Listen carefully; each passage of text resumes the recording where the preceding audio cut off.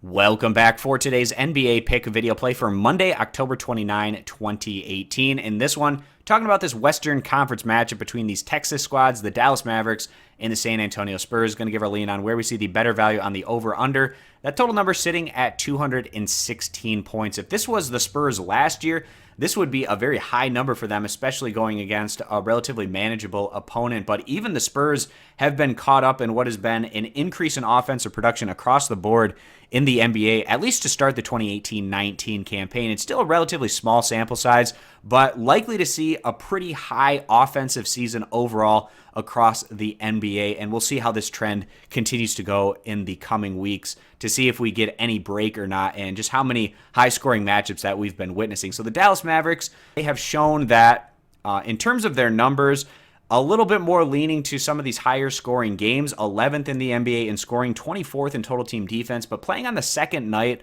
of a back-to-back, especially against two tough opponents, taking on the Utah Jazz at home in their outing last night, and then this one going on the road to take on the Spurs. Two difficult opponents. That can have a wearing effect on a team, maybe grinding out possessions a little bit more. Maybe we'll get to the lower side in this matchup, going against a San Antonio opponent that was one of the lowest scoring teams in the NBA last year. But so far, San Antonio, they've opened up the campaign 3-2 overall, with actually quite a few of their games going a little bit higher than we've typically been seeing from the Spurs, especially when you're looking at them last year. But DeMar DeRozan, he's been stepping up. He's the new guy in town, averaging a little over 27 points per game. So he's looking comfortable out of the gate. The Spurs, in terms of their numbers, 10th in the NBA in scoring, 24th in total team defense. But this is a team that by season's end, I would definitely expect their numbers to be very different than this small sample size of just 5 games that has their offense ranking better than their defense. The Spurs,